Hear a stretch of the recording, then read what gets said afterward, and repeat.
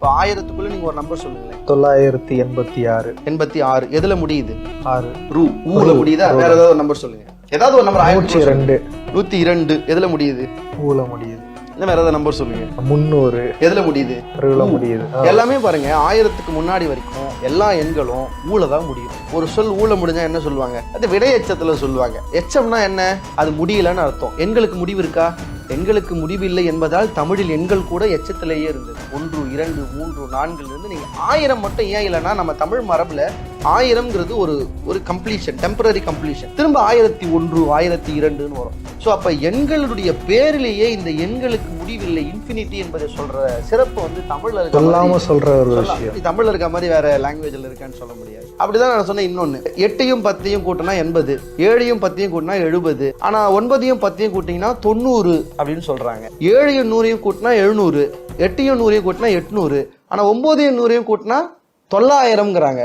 இப்போ 100 வரத்துக்கு முன்னாடியே 90 வந்துருது, 1000 வர்றதுக்கு முன்னாடியே 900 வந்துருது.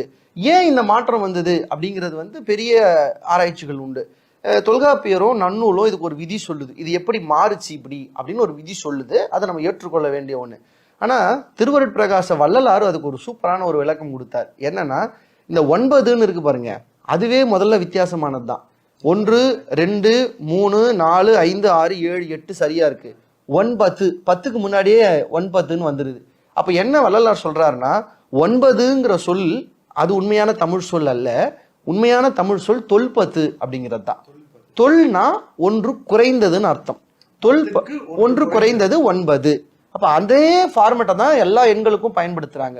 100 100ல் ஒரு பங்கு குறைந்தது, 900 1000ல் ஒரு பங்கு குறைந்தது அப்படின்னு இந்த அழகு தமிழ் எண்கள் இருக்கக்கூடிய அற்புதமான விஷயம் அப்படின்னு நினைக்கிறேன்.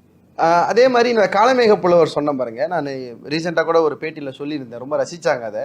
காலமேக புலவர் இந்த எண்களை வச்சு ஒரு விளையாட்டா ஒரு பாட்டு சொல்லியிருப்பாரு, ஒரு புதிர் மாதிரி. ஏன்னா அவங்களுக்கு என்ன சொல்லியிருக்கேன், காலமேக புலவர் பாடல் எல்லாமே புதிராக தான் இருக்கும் அப்படின்ட்டு. அவர் என்ன வச்சு ஒரு புதிர் போடுறார். என்னன்னு, பூனைக்கு 6 கால், புள்ளினத்திற்கு 9 கால், யானைக்கு கால் 17 ஆனதே மானை கீழ் அப்படின்னு ஒரு புதிர் போட்டு எழுதினார். நம்ம சடார்னு பார்த்தோம்னா பூனைக்கு எப்படி 6 கால் வரும், புள்ளினத்துக்கு எப்படி, புள்ளினம்னா பறவை, பறவைக்கு எப்படி 9 கால் வரும், யானைக்கு எப்படி 17 16 கால் வரும், இது நமக்கு கன்ஃபியூஷனா இருக்கும். ஆனா இது வந்து தமிழுடைய எண் விளையாட்டை வந்து காலமேகர் செஞ்சிருப்பார். நீங்க ரொம்ப உள்ள போனீங்கன்னா அவர் வேற விளக்கம் சொல்றாரு. பூனைக்கு அப்படின்னா பூனை இல்ல, பூநக்கி, பூவை நக்குகிற வண்டுக்கு 6 கால்.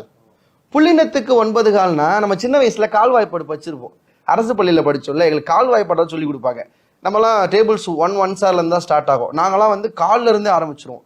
ஓர்கால் கால், ஈர்கால் அரை, மூக்கால் முக்கால், நாக்கால் 1, ஐக்கால் 1 கால், 6 கால் 1.5, 7 கால் 1 முக்கால், 8 கால் 2, 9 கால் 2 கால். புள்ளினத்துக்கு 9 கால், 9 கால் 2 கால். பறவைக்கு எத்தனை கால்? 2 கால்.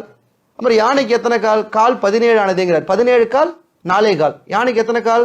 4 கால். கரெக்டாக தானப்பா சொல்றேன் அப்படின்னு இந்த மாதிரி புதிரான பாடல்கள் எல்லாம் தமிழ்ல என்ன வச்சு காலமேக புலவர் செஞ்சிருக்கு.